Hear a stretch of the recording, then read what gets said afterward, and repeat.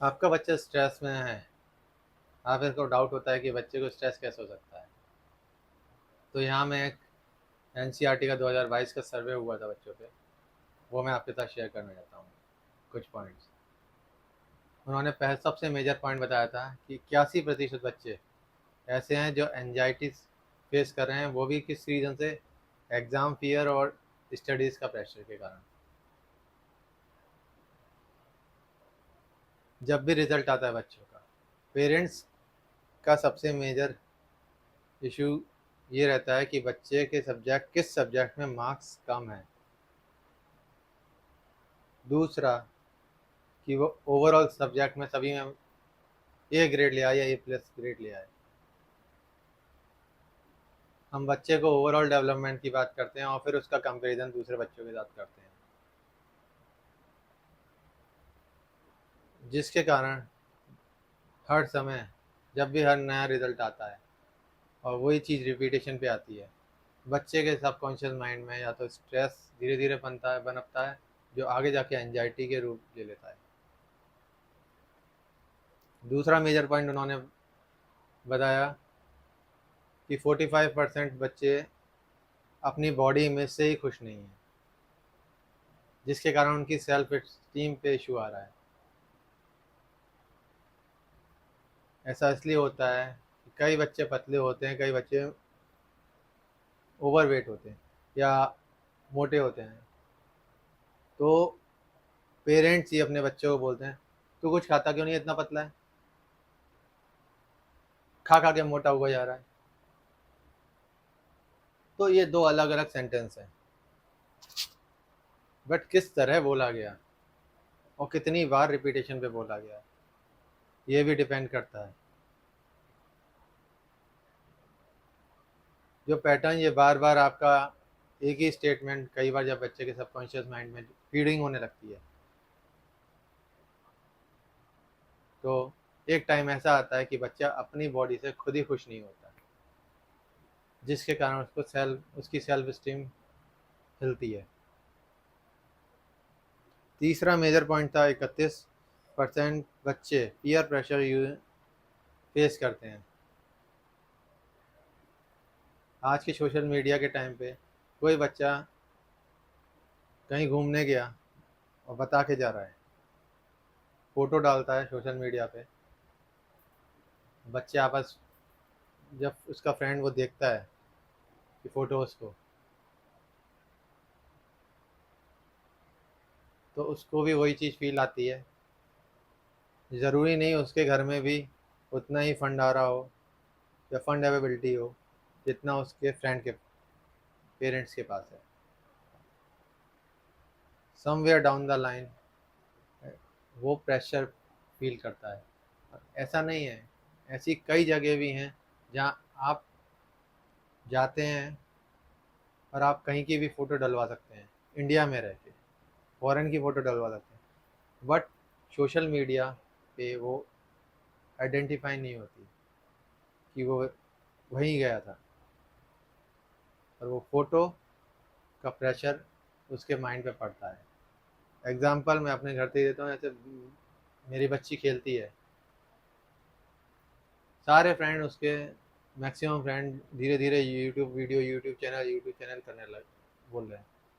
उसने YouTube channel किसी एक फ्रेंड ने उसका बना भी दिया, बट चैनल किस पर्पस के लिए होता है, अगर वो क्लियर कर दिया जाए, मुझे पता है मेरी बच्ची किस चीज़ में अच्छी है, उसकी क्रिएटिविटी को और एक लेवल ऊपर लेके जाना है, तो मैं वो चैनल क्रिएट करवाऊँगा कि जिससे दूसरे के बच्चे भी सीखें और उसकी क्रिएटिविटी भी बनी रहे। ना कि ये कि कैसी भी वीडियो बना के आपने अपलोड कर दी, जैसे उनके फ्रेंड्स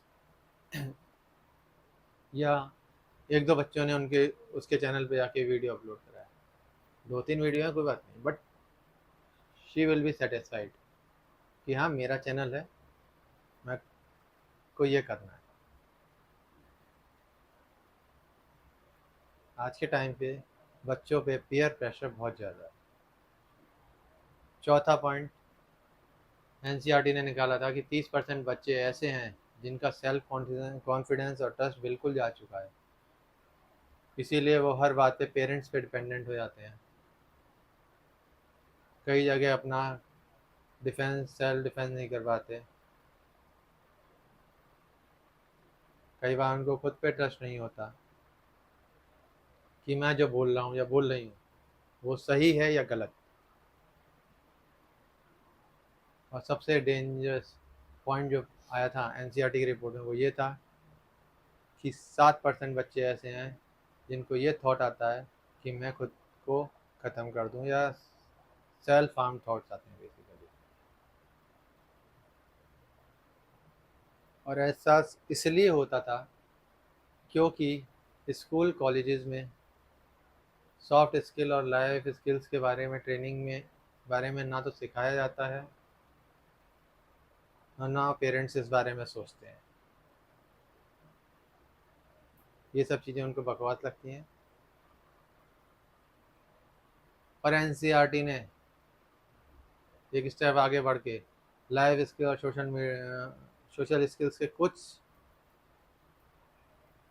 सब्जेक्ट के तौर पे उन्होंने चैप्टर इंक्लूड करे हैं। बट आज के टाइम पे मोस्ट ऑफ द टीचर्स केवल सिलेबस ख़त्म करवाने के मोड में रहते हैं।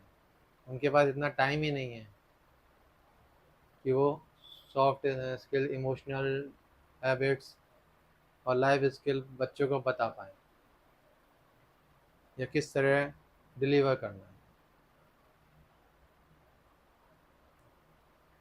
Last but not the least, सबसे बड़ा खतरनाक दोस्त है बच्चों का, वो है मोबाइल।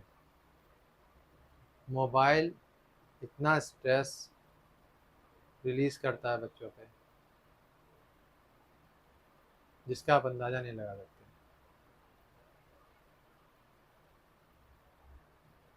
और यही वजह है कि कई बच्चे स्कूल तो पास ऑन कर ले आते हैं बट कॉलेज में जाके सुसाइड अटेम्प्ट कर लेते हैं due to not handling the pressure properly. College का जो प्रेशर आता है पढ़ाई का, कई बार वो नहीं कर पाते। कई बार पीयर प्रेशर बहुत ज़्यादा हो जाता है कॉलेज में। और एक रीज़न ये भी है कि ऑलरेडी आपका सेल्फ कॉन्फिडेंस हिला हुआ है, और कॉलेज में आके जब आप अलग अलग बच्चों के बीच में जाते हैं, उसमें से कई बच्चे आपसे बहुत ज़्यादा ओवर कॉन्फिडेंस होते हैं, या कॉन्फिडेंस लेवल जिनका बहुत ज़्यादा हाई होता है। आप वहाँ पर अपने को बहुत लो पाते हैं। जिसको प्रॉपर ट्रेनिंग दी जाती है या तो पेरेंट्स दे दें, या किसी कोच से दिलवा दें, या अगर बच्चे को स्ट्रेस और एंजाइटी हो रही है तो आप किसी साइकेट्रिस्ट को भी एक कंसल्ट कर सकते हैं। सब चीज़ पेरेंट्स पे डिपेंड करती है, क्योंकि स्कूल इस बात की ज़िम्मेदारी नहीं लेगा कि उसको सॉफ्ट स्किल, इमोशनल हैबिट्स और लाइफ स्किल सिखानी है। उसको सिर्फ सब्जेक्ट ख़त्म करना होता है। Thank you.